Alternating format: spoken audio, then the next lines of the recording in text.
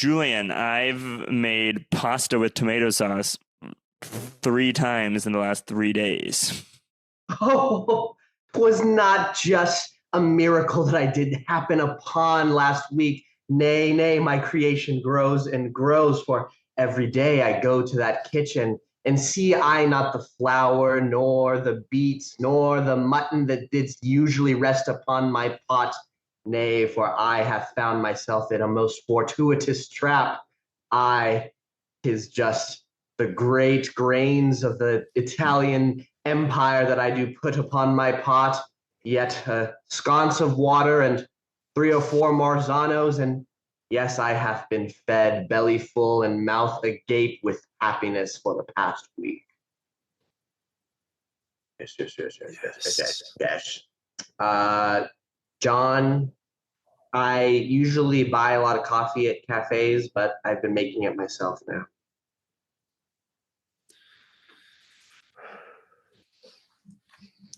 I'll often go to meet a cafe man and bid him pour some boiling water in a cup of ground up coffee of his own make, that I might slake my thirst and lift my sail.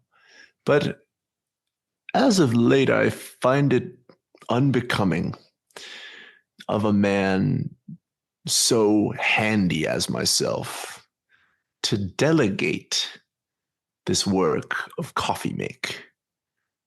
And so I grind and steep the beans myself. Yes. Yes. And how I prefer rice to potatoes. On one issue do I not hesitate, and that be a fine choice of preferred starch. There is no question, though you might occur to think of which I would rather prefer. I tell thee this. Be strong within your mind. Reject the tuber as a lowly fruit, for it does grow in ground, and dirt is it. Wherein the rice, a pleasant, lovely grain, the sweet adventure of each delicate pulse. Oh, let me be a pot of boiling water and feel the sweet expansion of your sticky.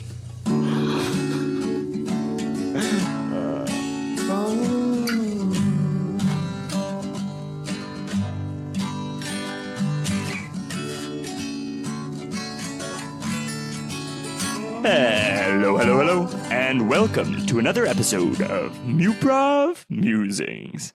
This is episode 87. I'm one of your hosts, Hal Munger, and joining me now on the line is your summer host, Julian Bernardo. Yeah, you could say I've been wearing short sleeve t-shirts. You could say I've been keeping some buttons down for my button ups.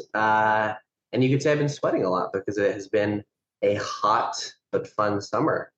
One of the most fun things that happens in summer is you probably talk to people that you haven't talked to in a while. I've been doing a lot of that. And I think that that's what's happening right here, right now. We're returning back to form in Muprov Musings with, another wonderful episode with me and Hal. And is that someone? Hey. Hal, what scoundrel hath you brought onto our Zoom? Oh no! I should have blocked the waiting room and hid the password because I'm afraid we've been invaded by a Mistele and the Johnish one and that. Yes, and unluckily for you, I just found my little bag of coins. I'm gonna make little coin noises throughout the episode. Yeah. Well, you two have been doing some insane stuff in my interim on this blessed pod, and that's what we're going to talk about today. is the epic frivolities that happened at the Fringe.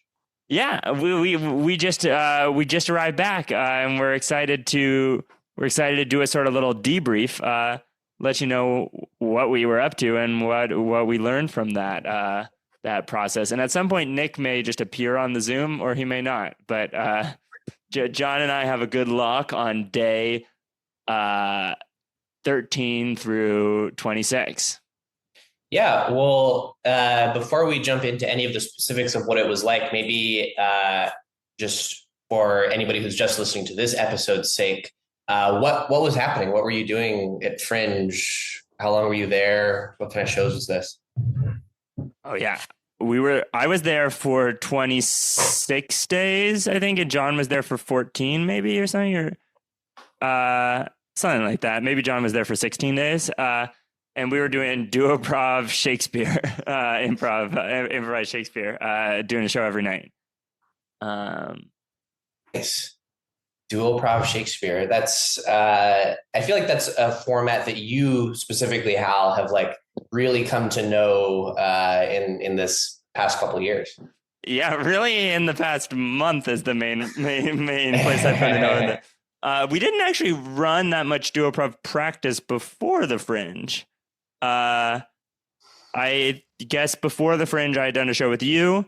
I had done 2 shows with John and 2 shows with Nick, and a bunch of practice with Nick for the specific duoprov. But that's a pretty low count before doing a big.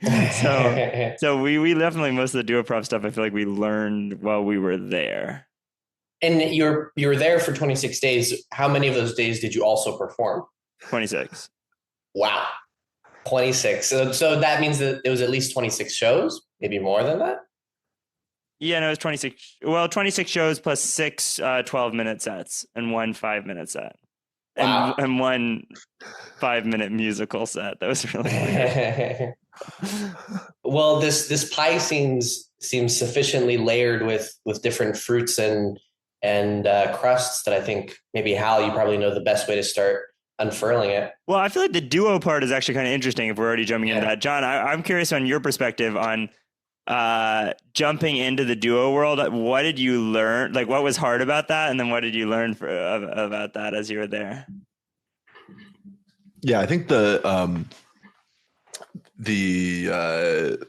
what are the trade-offs? I mean, like in the city, most of my sets are 6-person Shakespeare improv.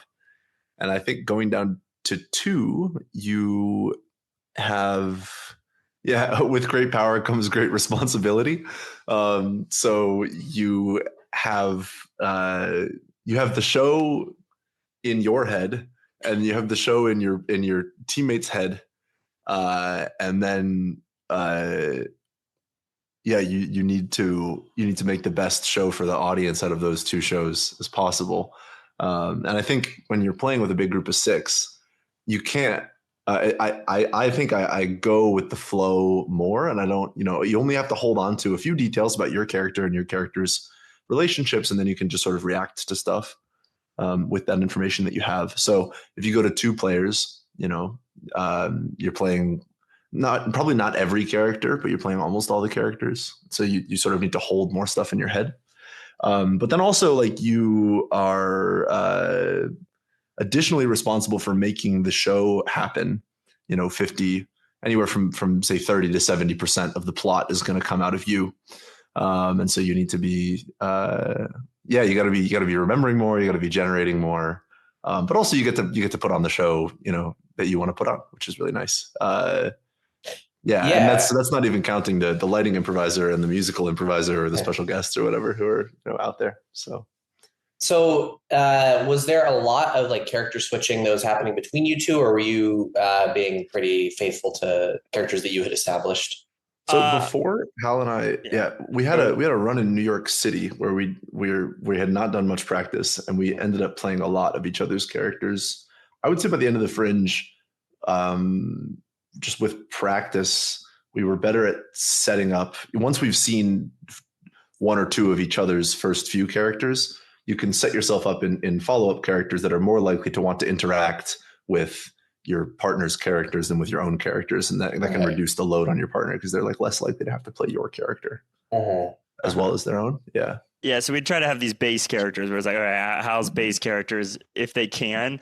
Like, yeah, like you would do this kind of math where it's like, let's say I endow a really bookish character in the first scene, and the bookish character maybe is in love with someone else that they're like, or engaged to someone who's doesn't like books and they're not perfectly happy with it. If John then endows himself as a really bookish other character who could potentially be a love interest for the first, then it's like, okay, this is going to soothe itself and be okay. Whereas if I endow myself as a second bookish character in the next scene who's going to fall in love with myself, then you're like, ooh, this is a little tough. I think the place where we ran into the most trouble with character differentiation was actually when we were doing peas in a pod scene. So like if John and I both played a really similar character, like this is a scene between two bookish characters in a library. And we're both playing the same things, and you can tell us apart because John's playing one and I'm playing the other. And then later in the scene, I need to take over John's character, and the main thing that I remember about them is that they're kind of nerdy and bookish. And it's like, wow, this owl is really similar to the owl that I was playing, or whatever.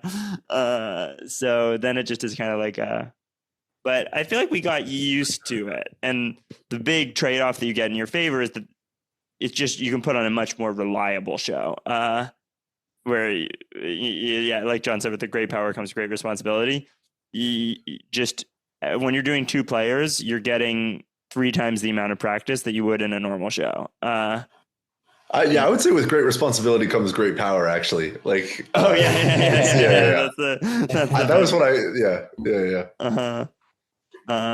that's funny. Yeah. So, but you get a ton of practice really, really fast. And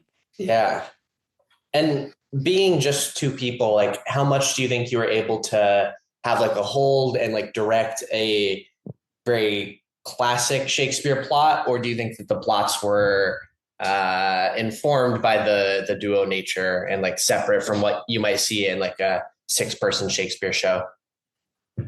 Both.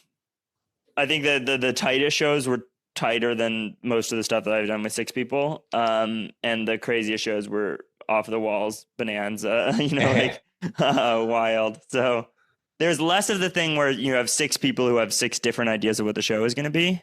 And that can lead, like 6 people is honestly pretty reliable, but like once you get up to like 8 people, sometimes you start to have a thing of like not everyone is a main character, but everyone probably thinks they're a main character, which leads to these really wacky plots. But 6 people, I would say, is easier, but it's just you get a lot of practice by doing the 2, and that eventually compounds into having the show be really reliable. But in these duos, was the goalpost still the kind of classical either tragedy or comedy sort of set of deaths and or set of marriages? Yeah, we did 25 comedies and 1 tragedy. Oh, 1 tragedy. That's funny. One of the big battles of the Fringe in general is getting an audience in to see your show. And like that's the real marathon of it was that if you spent the whole day flyering, you would have an audience and you'd come in really exhausted to the show, or at least I would, and I would put on a show where I was really exhausted. If you didn't flyer at all that day, you would come in and there'd be like no one there, and you would have a ton of energy and be able to put on a great show for the no one there. But there was one night where we genuinely had 1 man in the audience kind of early on. Not that early on, but and we were like, we're just going to do whatever you want because you're our only audience member. He said that he wanted to see eyeballs being pulled out of heads. So we start doing this show that is not comedic at all, which with 2 people, for comedy, I think you can argue different things about which cast size is better. For tragedy, it's objectively better to have more people. Because it feels like there are just these funny things that happen when you're switching costumes and trying to. But I think we put on a decent show, but I was a little thrown because about 10 to 15 minutes in, another woman walks into the theater. And we're deep in this tragedy, which I thought was awesome. Like, honestly, very awesome, memorable, crazy tragedy, despite the fact that we never practiced it. But I was just aware the whole time of this woman sitting who had thought she was going to come to see a comedy and was seeing like the goriest, like disturbing. It was making me laugh. That's funny. But he liked it. Every time there was a bloody kill, Sebastian was watching, he would lean forward in his seat and give a little smile. It sounds like one of the things that came about over the course of doing so many shows is that you all like picked things up and like got into grooves. Maybe what were like some of the specific things? I don't know, John. Maybe that you feel like you sort of grokked as you did more shows and started gleaning on. Yeah, I think like coming back to New York and asking like what of the things that I did in Edinburgh do I want to be able to recreate with the Thorn and Pedal Stick, cohort in New York City. I have often found that scenes with lots of people in them has been they're complex. Lots of people have plot hits, and so they can be a little disjointed, or you'll have improvisers sort of interrupting each other or starting sentences at the same time, or there'll be long pauses if nobody wants to tread on anyone else, and it feels like people have tied a bunch of different little ropes to a ball and everyone's pulling it in different directions sometimes. And so I had a distaste for like many person scenes in general, but that is like definitely a feature of like the Shakespeare comedy form, is that the play ends with basically everyone on stage. Mm-hmm. And I think how, and Hal sort of like practiced me into some comfort and some strategies around like steering the play towards a grand final reunion scene in like the mid game, which delivered some of my favorite scenes from the whole show. Our closing night ended on a scene where two of the main characters were about to pass by on a train. Three of the main characters had just placed a giant chunk of metal, but what would effectively be a ramp on these train tracks. And two other characters were trapped in a carriage overturned on the train track. And then the show ends with the train going off the ramp, flying through the air and landing safely on the other side of the carriage. The people are rescued from the carriage. The other main characters depart from the train. And then there's this sort of wonderful reunion around this train tracks where people almost died. And that was really magical and fun to play. And in particular, I think the best thing was getting to build that scene over the 3 or 4 scenes like leading up to that scene. Maybe it was just the 2 scenes, honestly, leading up to that scene. But sort of recognizing that like a good finish for the show would be a big reunion, and looking for a way to create it, and getting to set all of that up was really delightful. And that hadn't been on my radar in months past when setting up ends of shows. It was kind of, I feel like the end was sort of, by default, there's a party or someone gets married and other people kind of show up, or someone shows up to dispel some misunderstanding, and then other characters kind of stumble in. But getting it set up so that it feels like an event, or Hal called it a crescendo. I think that's the most interesting piece that I feel like I understand a lot better now than I did before. Yeah, and I think that it will actually. My guess is that this kind of crescendo will actually work better with 6 people than it will with 2. I feel like it should, yeah. So that would be a great thing to practice with Thorn and Pedal Stick, because the energy that you get with everybody running in and genuinely doing it is just so much higher than the energy that is possible with like everyone leaping around. But that's also, I think that the crescendo thing, Sebastian was really key to sort of us figuring that out, maybe is one way of saying that. Right. Sebastian was a very integrated player the whole time. And we went on this kind of bender of shows that were ending in Sebastian singing like a big song kind of, or things like that. We had one show that ended with a big musical number, and then the next night we had a show that ended with Sebastian singing, and I think 2 nights before that we had a show that had ended with Sebastian singing this crazy song. So we should say Sebastian was, for like 20 plus consecutive nights was playing keys and guitar and sometimes like enlivening a puppet on stage as well. So it wasn't, it was too prog, but it was also like, yeah. But I had never played with music that integrated before. And a new play was really interesting because the music was a huge part of it and it would inspire the whole show. And it would have these moments to be able to, in between scenes, really show off what the music could do. But here, Sebastian was on stage, and he was on stage behind us in this way where everything that he was doing was visible to the audience, and he was lit. And we would be doing silly stuff and Sebastian would be reacting to that. And the audience would be like their primary laughter was coming from Sebastian's reactions to what we were doing, which was crazy. And Sebastian would also, whenever he wanted to, just like jump in as a character, even if it was just for a moment, or just, he would just make things happen in a way. And he had a lot of tools. And later at the end, we gave Sasha a Foley mic. And that was a similar thing of just like the power of having more improvisers in the environment who are able to contribute in different ways to the plot is really helpful. Yeah. But it's particularly helpful for humor and energy is the two things. So like a huge amount of what was making the shows funny, I think, was Sebastian. Right. And even in the warm-ups, he would play these crazy, he would just be Sebastian on the piano or the melodeon, but the audience would be like laughing pretty hard before we came on stage. Just he was doing piano clown, maybe is one way of saying that. And then, throughout the show, a huge amount of the humor was coming from Sebastian. And then at the end of the show, a lot of times the crescendos of like the big energy thing was coming from Sebastian. And he was also ending all the scenes really well.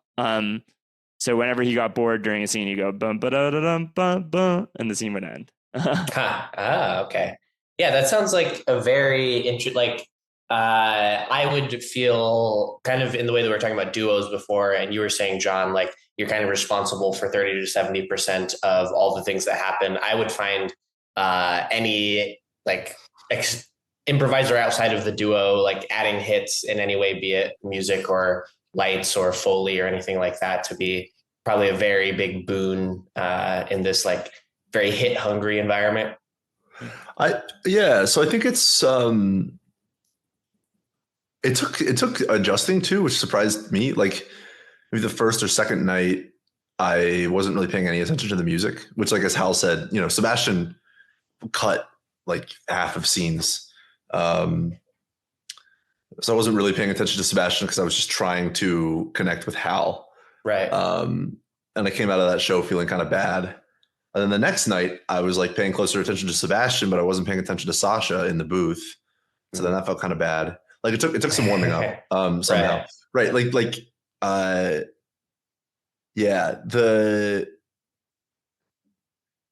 don't know. I just like went to the park with Sebastian. We found a piano and he just played, and I monologued a little bit and tried to respond to changes in the tone of the music. Yeah.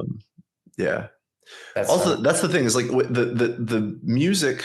So in terms of like the difficulty of remembering things or building hits, like the music will not give you like a declarative hit. Like it's not going to tell you that, oh my God, Clarice is actually twin sisters with Beatrice. Right. It's just going to tell you that this is like a happy scene or a sad scene or something, which like can get you started. Yeah. But if all you care about is trying to track, like I'm wondering what pit I fell into exactly the first few nights that I wasn't really paying good enough attention to the music or the lights. And I think it was just sort of like, Sebastian can't tell me. He literally could, because he would speak up and say things during scenes. But I wasn't looking to him for support in like laying down plot details. Yeah, so I don't know that I resonate exactly with like the music. I don't know. So Hal mentioned that Sebastian would provide like an energetic crescendo. One of our shows started off incredibly slow. It was about some animals. The scenes were very relaxed. The animal characters maybe didn't have super interesting relationships. They were like predator prey relationships, and a few of them fell in love. But I wasn't really loving the show. And then all of a sudden, I was playing this fox, and all of the fox's sort of well laid plans were unraveling. And Sebastian was just hammering on the keys, super high energy music. It did not stop between scenes. He played his heart out for like 15 minutes, and the end of that show was excellent. And I would not have been able to play, I think. I would not have had as much fun. I would not have played as interesting a character, and we would not have had as energetic a finish for the show. Like I think the scenes could have slowed back down. So like Sebastian supported or it provided, like Sebastian created the wonderful end of that show that really made that show.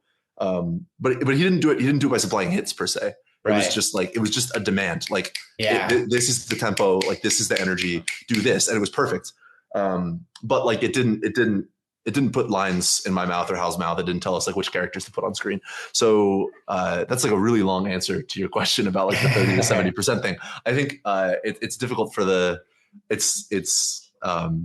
shows are so much better with a good musical improviser or a phenomenal musical improviser like Sebastian, and good lighting, improv, and all that stuff. But it's not. I don't know that it makes generating hits. Easier. I think the lights sometimes put in hits. Yes.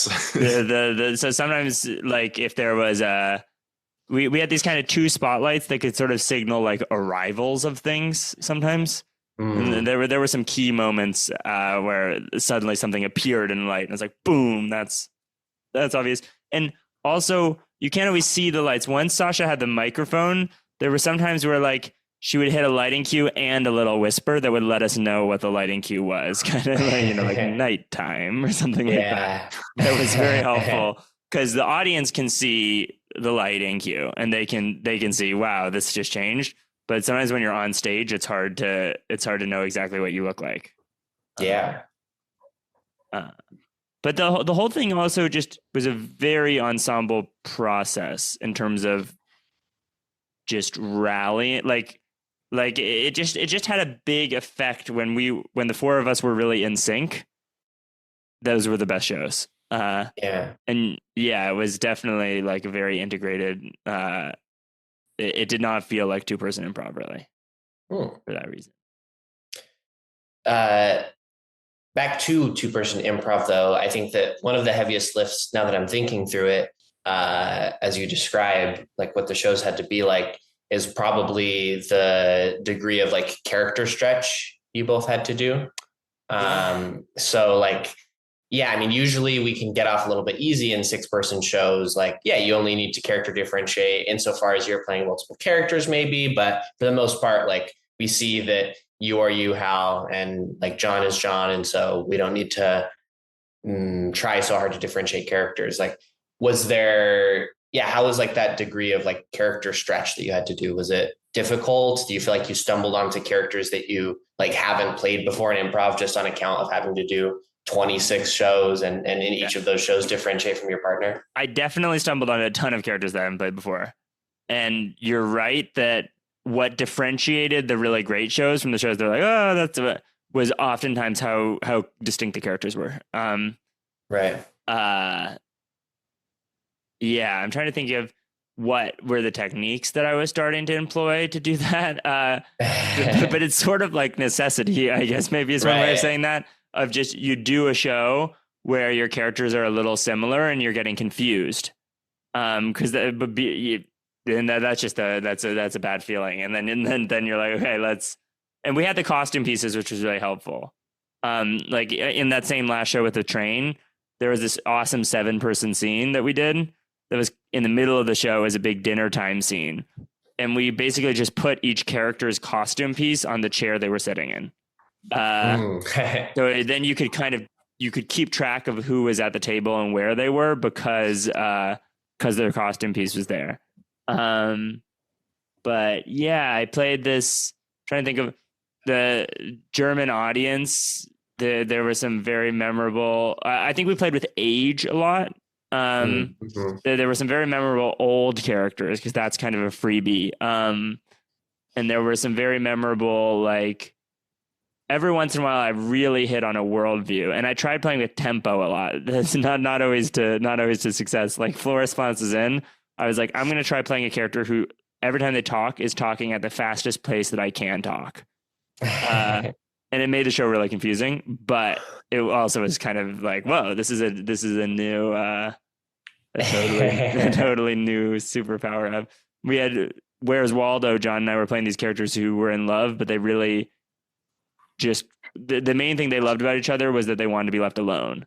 So we would have these long love scenes where we'd be sitting, and every time we weren't talking, we'd be kind of like sighing and really happy. And then anytime someone talked, it would be like, yeah, so that was fun. John, can you think of any other, the animals obviously were pretty easy to differentiate when everyone was animals. Except for the two owls, as you pointed out earlier. Those were similar. Yeah. They had identical costume pieces. It was the two of us wearing just our base costume and a ruff, speaking in almost the same voice and like waving our arms as wings. And they were maybe the two least distinct characters. This was a show where everyone was animals? Yeah. Yeah, and then we got fan art. Like 4 days later, someone showed up with this, you can see it on Instagram, with this beautiful drawing that she had made of all the characters in the tree. Oh, John has it right there, but you've also put Blur My Background on. But yeah, it's all these animals in a tree, and it did have this crescendo moment at the end of it, where the fox was being carried by an owl through the sky, and the other owl like came, and the fox knows all the poetry that would make the person fall in love, and that the fox whispered to the owl who was carrying it the poetry, and then that made the other owl fall in love, and they dropped the fox, and the fox went falling through the air and landed back. Like there was just a lot of vertical movement in that show. That was all centered around a tree. But when that fox fell and landed right back next to the squirrel again, it was just like, oh man, this is something. This is something. John, for you, John, do you feel like you entered, are there any spaces in character space or any areas within character space that you feel like, on account of the labor of having to do so many duo characters, like you hadn't played before? Did you hit new range of motion with your character pushes? I think I was definitely playing more feminine characters than I usually do. It's easy in like an ensemble with like a decent gender balance like we have in New York to just sort of play comfortable gender expressions, which for me is like big dumb man or, conniving man or the philanderer, flirt guy. Like there's a lot. It's just sort of like men and dudes. Yeah. But I was playing some kids. I don't know that I did particularly well at that, but I definitely got some more practice than I do in New York. Totally. Yeah. I'm a little bit interested in the meta of this, which I feel like has to inform the shows themselves. Like, what was the process of being at Fringe and doing 26 shows in a row? Like, was the process of like getting everyone into the same place and getting everybody ready, like a big part of the experience? And like, did that have its own like roller coasters of logistical problems to solve? Yeah. Well, by the time John got there, everything was like fucked in terms of what we were trying to do during the day. Because I think that at the beginning, we were very much like, during the day, we flyer and we cook and we go to bed and we do our show. By the time John got there, it was like, John, we've booked 5 shows for you to see today, and we also need to fly our mail. And then it was very much like go, because I think we wanted to see shows, and we kind of had used up all the time of not seeing shows, and a bunch of people came to visit. My family was there. So there was just a lot going on. So that was a huge marathon. And there were a lot of days where by the end of it, I was so tired going into every show. And it would be like, so there were days where I was taking 2 naps, just because you would be like, how am I going to have the energy to perform? Which is kind of new for me. I don't know how you were feeling, John. I loved it. I didn't get, I arrived and in pretty short order, like Hal said, lots of visitors. We had some family visiting. We had some friends. My partner came and visited for a few days. And, people who are visiting want to see shows. And so you see shows. Hal's family had gotten some tickets that, one or two cousins weren't going to come through or something. And so that opened up spots, and these were really nice shows. And so, there was a lot. I guess the days were maybe fuller than they were previously, but I don't know. It's also, more some of my favorite moments were like flyering with, a group of 6 people. Right. Just like out on the Royal Mile with, Sebastian playing his melodeon or talking through his puppet. I was doing some sort of, can I balance on this bollard or not? Also take this flyer, stuff. Hal and Sasha putting on. Yeah. I just feel like there's something in the improv ether that those like super busy days where you don't have like too many moments to yourself and you're like doing all of these tasks beforehand sometimes really collide into making for an awesome show.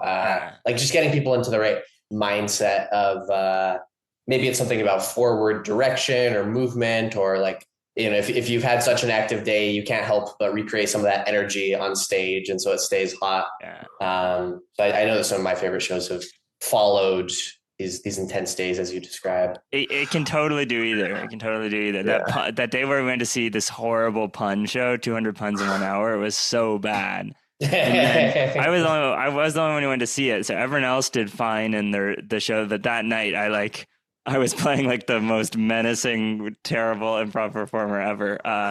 Just fully infected by the puns. So yeah, it can mess with your energy for sure. Well, as we're on this bi-directionality thing, and we are getting along in this pod, I'm interested if there is like a representative like dub and a representative L. Obviously, all like L, it comes in the course of improv, but like spectacular wins or spectacular explosions in terms of shows. Yeah. Okay. Yeah. Interested to hear just some show stories. There definitely were some crazy shows. John, do you have any of that you're thinking of? I've got my spectacular dub. Okay. It's kind of cheating, and I'm going to take like one of the cabaret performances. Yeah. We should start with L's though. Okay, so spectacular L. Yeah, that one night where I watched those puns. It was Sebastian and Shirl's last night. I think they were all doing okay in the show. I got after the show, like the hour afterwards, I was feeling so bad. I was like, oh man, I was just playing one character who was asleep the whole time and one character who was just their main attribute was that they were very annoying and chaotically destroyed things. And my mom the next day was like, Hal, do you want feedback on the show? And I was like, oh no. My mom is the most like supportive, enthusiastic fan of all the improv that we're doing. So if she watched that show and was like, you can't be doing that, then that was definitely but that was targeted to me specifically. That wasn't to the show. No, we didn't really do a terrible improv show the whole time we were there. It was all pretty cohesive. I'm trying to think if there were any. John, can you think of any? I have an L that I think was still a good show, which was like Where's Waldo? That was the show that I came out of feeling like Hal did, just the hour after the show, really in the dumps. Everybody kind of looking at me like, is he okay? People giving me hugs, kind of feeling like I don't want your hugs. Like I'm fine. But it was, it was just a show with a really, really strong start. And then we were headed towards the sort of crescendo big finish. And Hal was trying to collect all the characters in one place. Mm-hmm. And I suddenly got lost and kind of panicked. This was my second show. So the night before was with Hal and Nick both. That was a lot of fun, and Sebastian and Sasha. This is the first show where I was sort of duo with Hal, since, we did a practice run in New York about 3 weeks prior. But I just suddenly found that I knew that Hal knew what Hal wanted to happen in the scenes, and I could not figure out what Hal wanted to happen in the scenes. And that felt really bad. Like I was sort of missing something, that I had like fallen behind the show kind of. And the show still, ended fine. And I think it was a good show, but I got sort of lost and like didn't know how to ask for help or a signal that I was lost. And I ended up there was a prince character, and so I just like threw on the foam crown that I think the prince didn't even have at the time. If someone had been given the crown, just threw it on and announced. I think Hal had to redirect. We were going to have this great climactic final scene at like a crossroads in the woods. But I sort of ran away from it. And so I was like, okay, let's all go to the castle. So we all went to the castle. But once in the castle, I was sort of like, I'm the prince. Everybody kneel, and you can stand up when I call your name or something. And so there's nobody on stage but me and Hal. But, in the room, there are 6 or 7 people. And then we can just make it really easy for John to know. Yeah, John who's could go talking, one by who's one, what. being like, Yeah. "Who's that?" And I would run over there and be like, "I'm this character. This is my name. This is who I love." And that show still got a 4-star review from Merv Stutter's pick of the Fringe. It was highly recommended, which is pretty hard to do. So yeah, it's a show to be proud of. Still a good show. Pretty bad, but yeah. I felt bad about that too. And the tech that we learned from that is just excessive clarity. One of the nights that was really great with me and John, where we had talked about this, maybe a night or two later, we're doing this really awesome show, and there's an opportunity maybe for it to start getting screwed up. And I just was like, I wanted to start a scene as John's character. I just came out and I kind of looked at John and I was like, I am now this character, just to the audience, like totally broke the fourth wall. Maybe confusing because before they were played by John, but I'm this person. And John's about to enter as that character. It takes you out of it for like 2 minutes or whatever, but it takes all the pressure off of like what. Yeah. And that was what we eventually clearly communicating if we were ever lost, being like, I don't know what's going on. And then if we were ever about to do something complicated, to just sometimes it would literally just be like we would suddenly switch characters for a second, and then the other character would say the thing they need to do, and then we go back. Or trying to think of, there was one other. There were a couple other texts like that of just like the super. Oh, I was playing an old character in one of the shows. This was near the beginning, and I forgot all the characters' names. So I jumped into the old character and was like, hey, this is embarrassing, but my memory's fading. What are the names of all? And Nick was just like, this, and then we went back into the show. So excessive clarity. And that tragedy was with the one person in the audience was an audience L. But it led to a really memorable and fun show. Yeah.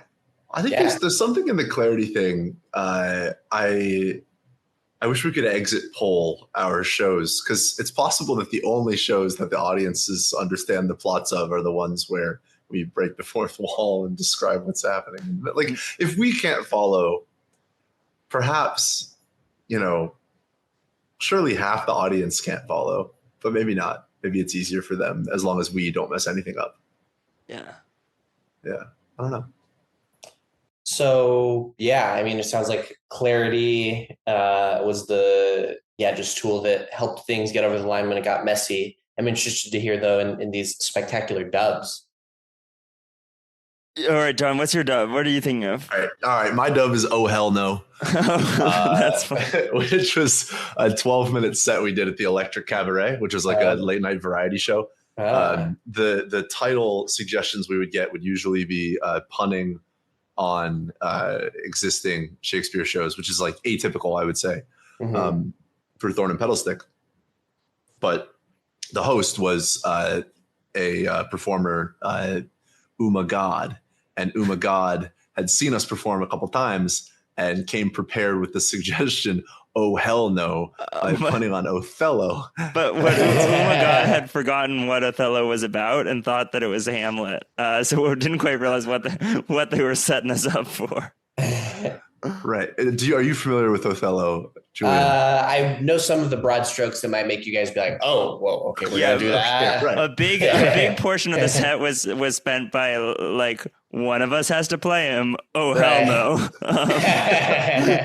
It's gonna be you. Oh hell no! It's gonna be. Oh hell no! It can't be me. It's gotta be you. And somehow it ended up being Sebastian, who has never seen or knows anything about Othello. and Sebastian asked at some point during the show, can I ask the audience something? Who here knows the plot of Othello? And one person raises their hand in an audience of like 25. Yeah. So the stakes were low, but God, it was a beautiful show. Not because Hal or I performed particularly well, or we didn't do anything particularly clever, but Sebastian just kicked off this musical number that we ran for the last like 3 minutes of the 12-minute set, which the chorus of which was "You're gonna effing die, my friend," and like each verse we were sort of setting up, or between choruses, we were establishing the next character who was to meet their end according to whoever could remember the next point in the plot. And then they would get killed, and then we would all sing. And the audience was, I think the whole audience was singing along to the chorus. By the end of it, it was one of Sebastian's last shows. It was just, I mean, it felt so good coming out of that show. Those Cabaret Fun shows were really fun. The thing about because they were almost all 12-minute sets, with the exception of Oh Hell No and really that and McDonald's, they were almost all like sex puns on existing Shakespeare works, or McDonald's or Oh No, which are fast food or just general puns on. And it was just, the energy was crazy to be like, all right, 12 minutes of sex puns on a Shakespeare play. That sounds very fun, and it makes me like interested in.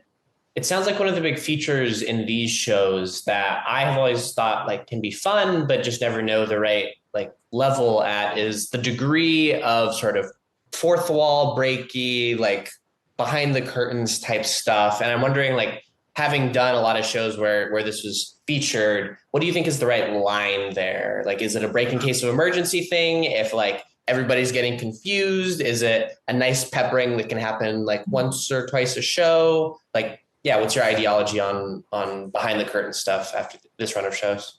I'm still like pretty solidly, I prefer not breaking the fourth wall, but in this fourth wall communication breaks, I think is totally fine. Like if it helps with like those weren't really jokes. It wasn't like the audience was laughing. It was just like, okay, now we all know what's going on. And there were definitely some funny moments where we were losing a costume and we're running around. But what was really fun was to have Sebastian was just on the other side of the fourth wall. So if he entered as a character, it was just like a continuous fourth wall break. And that was cool. And having it kind of segmented in that way, and same with Sasha when Sasha was on the God mic, made it a lot of fun for me to be able to be like, all right, this is like, we had one night where Sebastian we had this guest, Chris, which was another one of the biggest dubs we had of the whole thing. But Sebastian and Chris were playing really complicated bluegrass music, so they were not following the plot of the show. And Chris is a very talented Shakespearean improviser, can do perfect language and stuff. But at the end of the show, we did like a kind of long scene where I was talking to them. It was just becoming more and more clear that they had no idea what was going on in the show, and it was really hilarious just to start being like, "What advice would you give?" It was almost like that game where the boss leaves, the short form game where the boss leaves and you come back and you have to guess what's going on. We were like playing that game in the middle of the show. It was so fun. I don't know, John, what are your thoughts? Can you think of any other good fourth wall breaks? Yeah, I think there was, I don't know if this counts. This is not, So I agree. I don't love a lot of fourth wall breaking. It feels like it's violating the sort of contract with the audience if the improvisers break the fourth wall. On the other hand, Valerie Ward has this idea of like two shows. There is the literal show with the plot and the characters and the dialogue. And then there's the second show, which is that these people want to see you and your friends, people you're close with and trust, sort of performing together and enjoying each other's company. Right. And that is external to the show, or it's external to the first show to some extent. And so maybe that counts. Like breaking character can be part of the second show. Mm-hmm. But maybe that's also sort of fourth wall breaking, like you're no longer your character. So I don't know. I think that you can make you cheapen both the first and second show when you really turn to the audience and speak to them in a fourth wall breaking way. Although that's different from like an aside, which like a lot of the Shakespearean characters will do, where they speak for the audience. But the audience like isn't in the room with them per se. And that's kind of where I want to go with this. There were a couple of scenes. We had a scene where there was a professor in a lecture hall, and the professor and the shape of the space that we were performing in felt like a lecture hall. There was a very sort of steep grade to it. There were many rows of chairs. And so we established that the professor sort of facing the audience and speaking was speaking into a lecture hall. And so we could put characters in the empty seats in the theater and have them be in the lecture hall with the professor. But also at one point it was like a music class, and this was delightful, but we just started distributing stuff from Sebastian's bag to people in the audience to like make noise with, and we sort of all played music together in this music class. And so the audience we had sort of brought the audience maybe inside the fourth wall, like you make the audience part of the environment of the show. But then there was at least one other, in a different show, there was a moment where I tried to endow that the audience was sort of in the room with us. It felt really bad. I can't remember why. Hal, do you remember not in that show, a time when it was at least twice. The first time I was like, I think I'm doing something good here. And the second time I was like, I'm going to drop this. I don't think I'm doing something good here. I don't remember exactly what you're saying, but what you're saying is reminding me. Actually, yeah, if you're talking about fourth wall break in terms of like, oh, we don't know what's going on, isn't this funny? Or like that is not my favorite thing. In terms of engaging and talking directly to the audience, I love that. And it was so cool to really experiment, because we're going to see a lot of other Fringe shows, and a lot of how the Fringe shows get their energy and power is by engaging the audience. Like we went to see a mime where he was playing the show where he was dead and he couldn't touch anything. So the audience need to be moving all this stuff. I'm going to go see like this choose your own adventure show where there's just a lot of audience participation. And we definitely started to, there was one show where there's a rainstorm and Sebastian gave an audience member this thunder sound, and whenever he wanted to, he would shake it and it would just totally interrupt the whole scene.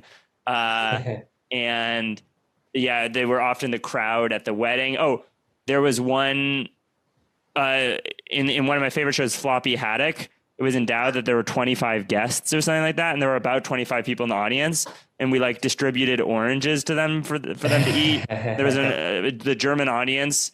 Everyone in the audience was given like a ticket to get them into the circus.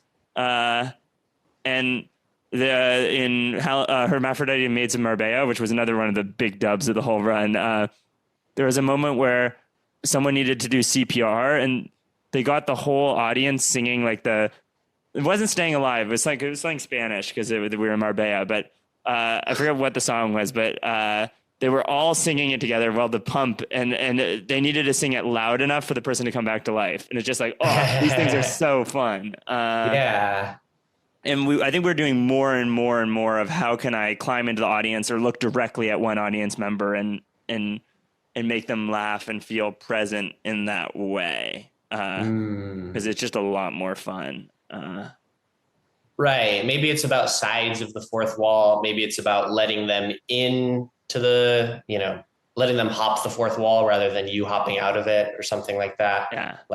Yeah. But I got to hit a couple more dubs. These, I think they're, but because John doesn't know about the different ones from the Nick era, Hermaphrodite Maids of Marbella, very high energy show where Nick is playing Antonio Banderas.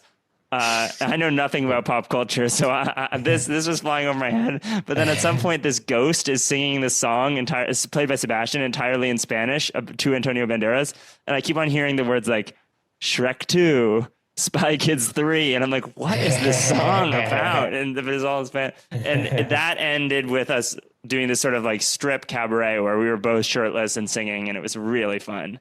And also from that era of shows, there was one night where we kind of had been in a funk the previous night. Then we went to see this great play called The Lolita Apologies. And we all left it feeling like really calm and excited. And we're walking to the theater. We haven't flyered at all that day. And I'm like, God, I finally feel like I'm back in touch with the universe. And this woman on the street goes, really? Why? She just overhears, and I'm like, we just saw this great play. I've got this great energy. We're about to do a show. And she's like, what's your show? And I give her the flyer. Her name's Helen. And we leave, and I'm like, God, wouldn't it be funny if she was the only person there? And we come out to do our show, and it was her. Again, this is 5 minutes before the show starts, so we ran into her. It was her and her family are the only people there. And she's like, we talked to her, and she's like, the show is going to be called Hal and Helen's Heavenly House of Healing. And you could just see they were like thinking about whether or not they should leave at the very beginning before the show even started. And it was one of my favorite shows from the whole run. It was just her husband the whole time was like trying not to laugh.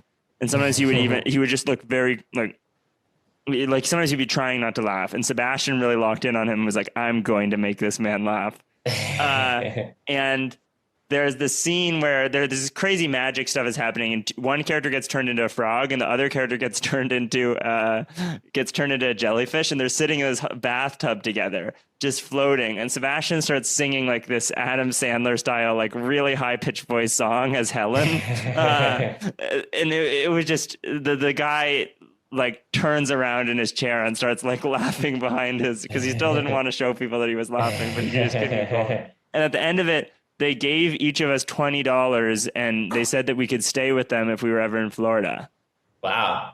So we could stay in their house. So that felt really good. From the beginning of like, we've massively undersold this night to being like, oh, yeah, that's a good.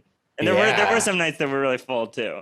But that other dubs, that train show at the very end was a big dub. There was a night with me, John, and Chris, and the night Chris was guesting when he was playing the banjo. That show was so the curious mysticism of fireflies. Chris Gruber is just a genius, and John and I could just stop whenever we wanted to, and it just sounded beautiful. And we had me like, look at those fireflies, and then we would just stop, and there would be this beautiful banjo. The plot was awesome. That show was just great. That was with Sebastian too, right? That was the show you mentioned earlier with the bluegrass duets. Yeah. They were just going crazy together. It was awesome. And then we had one night where Shake It Up came and guested, and we ran a Christmas episode that I thought was really fun. It was just very fun to get to play with people and just be able to dive in and right away. Me and John I felt like it was like boom. We know exactly what we're doing, and getting to play with Shuriel as well and Floppy Haddock. That was another one of my highlights. One more thing for Floppy Haddock. Sebastian's playing this dog, right? And we have these clementines, so I'm giving him these treats, and he's okay with you messing with him as much as possible on stage. So I give him a treat. He eats the clementine. I give him another treat. Like for playing a piano as the dog, and then he plays a really good thing on the piano. I'm like, you good boy, you can have the whole thing. I put the whole thing in his mouth, and he's trying to play, and it's like running down his face, and he's laughing. It was a very funny. But we didn't get a video of that one, alas. No. Yeah. I forgot we lost that one. Yeah, it's the worst one to lose. Ugh. John, do you have any other dubs that you're thinking of through the Mushroom Wonderland? I feel like was pretty fun. I had a good time with that one. What was our stack for that? Was that it? It was me and you and Sasha on the God mic. Oh, and nothing else. It was just, the three of us. Just the three of us. There's one moment where John and I were standing next to each other in that show, and Sasha did Foley sound of pouring water from one cup to another cup, and there was no way to justify it besides the fact that one of us was just peeing. There's one show where Sasha played it was called Interdimensional Space Rocket, where Sasha played an AI computer for the whole show. That was really fun. Ginger Aliens. That might be my favorite show from the whole run. It's crazy. Yeah. I think we're getting close. We're getting close to time. I think you should queue up any other things you want to riff on it. And I have sort of a last question to codify this wonderful trip. It sounds like you guys did. Anything else you want to slip under the rug before it's placed? I think for me, the other really big things that like it genuinely was a lot more challenging than I thought it was going to be to do that many days, and I should have taken days off. Should have. And there's just I like the whole marketing side of I just made a lot of mistakes in terms of how to make the show have a reliable, functional audience. And we eventually built up to a big audience, but it took a lot of effort, and by the end of it I was just so physically, mentally exhausted that it was the first time in one of the there have been very few times in my life where I've been I don't really want to do improv today, and then it started to be I would be okay. On the last day I was definitely this show was so fun, and I'm so okay with the fact that we don't have to do a show tomorrow because I get to sleep. And I think that sort of learning how to ride in that environment and take care of each other, because each of us were having different ups and downs, and we, in order to make the show work, we were always having to find ways to reconnect as people and be okay, here's how that works. And so solving some of those interpersonal puzzles was really fun for me. Of how do you make everyone feel included and have fun and confident and all these different things. It was challenging at different moments, but I feel we really got there. So that made me feel good. It's clearly just it's like nothing I've ever done with improv, and I'm sure it was just a new nut to crack. Sounds like it came with a lot. The last question I'm just interested to ask, which we've sort of touched on a bit, but I think it'd be interesting for each of you to codify one thing. But what are you taking away from Fringe? What did you learn that will go forward in your improv, either to the most detailed and specific level of how you do a Scottish accent, up to the most abstract and wisdomy level of how you're going to interact with your fellow improvisers? See, abstract wisdomy level is maybe super obvious, but staying relaxed and not getting worked up, because you can play a worked up character from a relaxed state, but maybe not vice versa.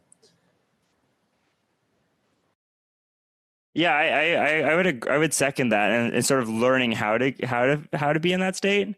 I feel like I spent the first, week or so being really high wired and a lot of adrenaline, and at different points in the run that came back. But you do eventually hit a point where you're just you know what? Worst case and best case. I know both of these. I've done both of these. And it was sort of some of the calmer that I've gone into shows, which was kind of a powerful thing to learn. The audience engagement that we mentioned, the crescendo that we mentioned, the character differentiation, just general language skills went way improved over the time. And the soup of the day. The soup of the day? It's kind of what we were talking about the things you do affecting the show. And just, I think that pretty early on, we knocked out a couple shows that were just really good and clear, and we were great, we feel great about this. And then I started to get kind of bored. and then the shows, that was when you started to get like Hal and Helen's Heavenly House of Healing or Ginger Aliens or the Hermaphrodite Maids of Marbella, or like just the crazier, or the Animal Show, or the Egypt's Next Top Pharaoh was insane. Like there were just a lot of shows that were crazy. And I think they came out of this desire to be like, let's change it up, which is not something that you experience if you're doing a show, you know, once a month, or, you know, in a more spaced out way. Right. So that was kind of cool to be like, oh, let's shake things up. I think this is a little maybe unrelated to the stuff that we said previously, but the non-improvised parts of the show started because they were the consistent thing, you know, for me for 2 weeks every night. That became like an interesting point. I feel like for me, you know, how do you open the show? What is your opening script? Like, what are you promising the audience on the street when you hand them a flyer? Right. And how does that translate to what you deliver to them in the theater? I think I don't really have great answers for that yet, but definitely we tried a lot of things, and we sort of gained a number of heuristics. And it had a big impact on the yeah. show. Yeah. Yeah. Our intro was, you know, how we delivered the intro was, you know, from early on, Hal was like, hey, don't give the intro in iambic pentameter. That was Nick. Nick was the one who figured that out. Okay. Yeah. But like create a boundary, like where you enter the magic sort of improv zone. And then Hal said Nick had this idea of, you know, setting up the tightrope, you know, tell the audience you're about to do something difficult. Ideas like this, I think there's probably a number of them that almost feel in the realm of like marketing, like you're kind of telling the audience what to expect and how to react to what's about to happen. But that's like pretty important, I think. Yeah. Yeah. And the person who's really cares about this is Mark Smith, who is our special guest at the very end of the run for that was another dub. That was such a delightful jumping in. Chris and Mark both guested the same night. It was so fun. And then that show, at one point in that show, John falls off a chair for real, but the chair was endowed as being a wall. So there was just we either had to ignore the fact that the improviser has fallen off the chair or the character is dead. And we were like, the character's dead. And then Mark and I just had this chain of making all these soldiers fall off the wall. So Mark was like throwing himself off. And it just led to this very memorable ending where then at the end, like every time they heard that Mark, this incest rumor, anyone who heard it would just jump off this wall. So we had this weird sort of comedy tragedy hybrid where like hundreds of minor characters were dying the whole show. But the Mark's character, and it was kind of like a hero's journey too, where we were following Mark's character. It was a lot of fun. I love anything like that just follows off of a spontaneous moment. That feels like what it takes to get in touch with the improv ether. Yeah, that was really fun. But yeah, Mark is really good at beginnings and ends of shows, and I should learn more about how to do that. Cool. So, yeah, I think we're pretty much wrapping as our guest, John, as one of the goated repeat guests that we've had, but also just as a normal guest. This is your opportunity to shout out anything that you would like to shout out. This could be something that you have going on, or it could be something that you have been watching, like a TV show, something you've been eating, like a food, something that you've been listening to, like a bird call or a song. Is there anything out there in this wide world that you would like to shout out? Yeah, so there's a tabletop role-playing game called Draw Steel that I think is being released shortly, made by some game developers and designers who've worked on video games and played lots of Dungeons and Dragons and Pathfinder and many other tabletop formats. And I'm very excited to try running the game at some point with this new Draw Steel format. So if you want to learn about or play Draw Steel, go check it out online and then hit me up. Oh, that's my shout out. You can find my socials. You can find them. Yeah, you can find them. Well, that's a wonderful shout out. I should look at it. Wait, Julian, I got one more thing. I know Please. that we were trying to, but I was trying to think of how, because it's really hard for me to quantify what I've learned or whatever. But one thing that maybe can make a sense of it, even though I'm not communicating it that well, is when I was in Stanford Improv, there's 5 years, I did 75 shows where I was playing a character. And there were 6 people in almost all those shows. So on average, I was playing, 75 characters or whatever. And then in each of these shows, there are 2 people. So you play 3 characters or whatever, and you're on for 3 times as much time. And we did about 25 shows. So I played as many characters in a show here as I did the whole time at Stanford, pretty much. Wow. So maybe that's one way of expressing like just the but I do think that a lot of the learning is not things that help, that it would take a lot more distilling to be able to clearly communicate it. Right. But it definitely feels like, whoa, I just learned a lot, which is an exciting place to be.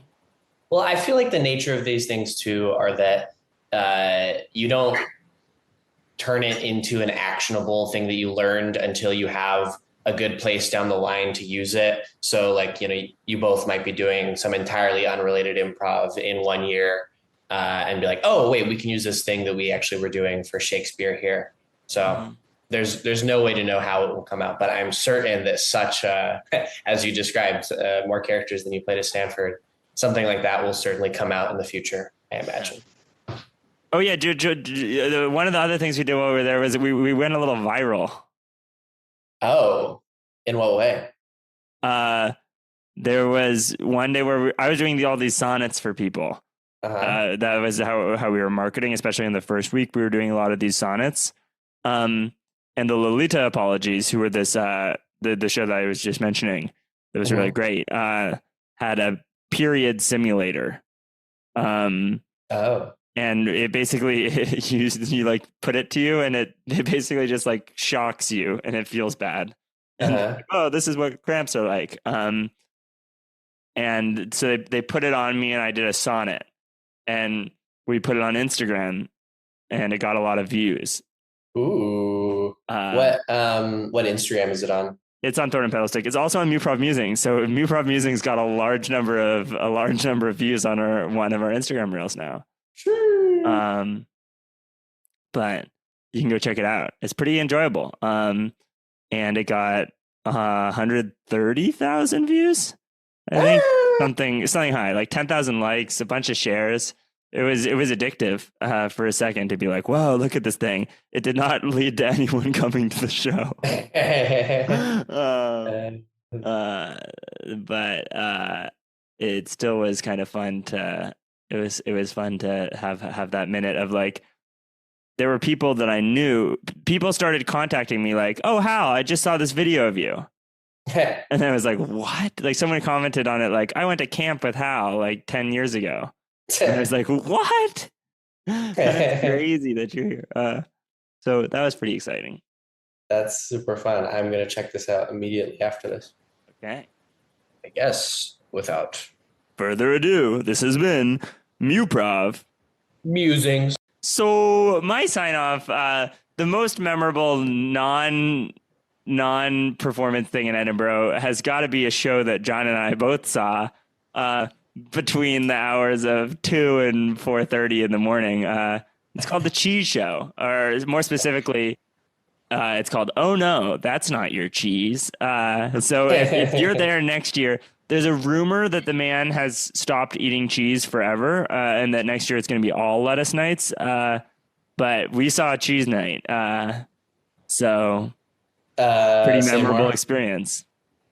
Oh, sorry. Yeah. If you want to go see the show, you need to go to the Banshees Labyrinth bar, and you need to queue at 1:30 because it's a free show. And even though the show starts at like 2, if you don't queue at 1:30, you will not get in. You'll wait 30 minutes and then be turned away at 2 a.m. So, and then you'll go in and you'll get to see the cheese show. And is the cheese show best left to see for the first time and hear nothing about what it's going to be like going in? Yeah, I From think what I hear, it sounds like somebody's going to be eating cheese. Yeah, I think I would expect someone to be eating cheese, and I would expect it to take, upwards of 2 hours. And I think those are good things to know going in. But I think that universally among everyone who saw it, it was in the top 3 shows that they saw out of all the shows that we saw there. Who do you think would be better at doing the cheese show between the two of you? Probably John. I mean, John was watching. He was like, God, I wish I could do this in New York. Like, John, you don't even eat cheese. I mean, I'm lactose intolerant, but John wasn't eating cheese at the time either. Yeah, I don't. I think if I did it, it would be for the art. Yeah, I'd suffer the consequences. This I don't know anything about it, but it does sound like the kind of thing I would probably love to do. Yeah, you would. It screwed us up for a number of days. I don't know, John. Do you feel like spoiling it or no? No. Yeah. Okay. No. Not in a recording. Come on. Not in a recording. Yeah. We tarnish our artistic integrity forever. Well, maybe one thing we can say is that it's kind of audience dependent. So the night Sebastian saw it first and told us about it, and his night the audience was mostly locals. Were very angry and were screaming the whole time. And that sounds beautiful. That sounds like another beautiful way to experience it. Our night was mostly the word had gotten out, and most of the people were there because they wanted to see the cheese show. Like to get in, you had to be there more than 20 minutes early. And then maybe another little tempting thing that I'll put into the world of the cheese show is that the cheese show got a couple reviews. One of them was from the Telegraph, which gave it 5 stars and said, "Don't go see the show." And the other one was the words, "Will the cheese eating ever start? Will the cheese eating ever stop?" Which I feel like is a very good description of the show. There's a lot of waiting, and as Sebastian put it, you spend the whole first half of the show being like, I want the cheese eating to start, and almost the second that it starts, you're like, "Oh God, please make this end." This is an amazing review, and it makes me really want to see the cheese show. Is it only in Edinburgh? I think it's only in Edinburgh, and again, you got to go. It really messed up the next 4 days. I was feeling bad because of how late we stayed up. And poor Sebastian, there's no service in the cheese show. The second time we went in, Sebastian was running a little late, and apparently he didn't have his keys on him. And we didn't know this. So we went into the cheese show, and Sebastian had to stand outside the cheese show. He got turned away. He had to stand outside the cheese show for 2.5 hours. Oh, my God. He felt really bad about that. So he really experienced it twice. One time the fun way. But I think even so, he was happy that he encountered the cheese show. I'm bringing a mouse to the cheese show. Yeah. I'm bringing chips to the cheese show. Yeah. It's a good thing. Yeah, you would be good at the cheese show, Julian. I think of the 3 of us on the call, you might be the best at doing the cheese show. I would love to have to fill in for the cheese show just off of what I've heard right now. If tomorrow I had to go do the cheese show, I think I would actually have a pretty good idea of what to do, not to reflect what usually happens. I'm sure that's spectacular and unique in its own way, but to evoke the same feeling that these reviews describe. Yeah, I think that I got some ideas. You do need the key. The show is called "Oh No, That's Not Your Cheese," and I feel like there's one little piece of information. Like we could get you to be doing the cheese show basically in 2 minutes of telling you what you need to do. But there is one little bit that you're missing. Oh no, that's not your cheese. Well, I've got a good feeling about the next one. I love keeping that kernel for when I see the cheese show. Yeah, someday. Hopefully he doesn't die. He was talking about the medical repercussions that doing the show every night has had on him. And he started doing lettuce every other night, and he'll still say it's cheese. He'll go, "Oh no, that's not your cheese," and he'll eat a bit of lettuce. But yeah, we'll see. We'll see. Was that your favorite show, John? Yeah. Yes. Yeah. Yeah. It's hard to beat. God, I mean, you just get it. It's like hazing. where you just have to put up with so much that you come out of it feeling like, yeah, Quote it. that's gotta Cut be the clip. best. Cut the clip. Cut the clip. Oh man, what did you say? You gotta love it. It's hazing. I said it's like hazing. Yeah. All right.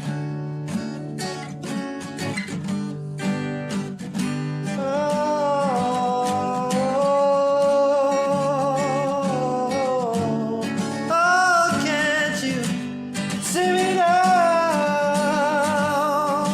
Can't you see me now? Like you did back then.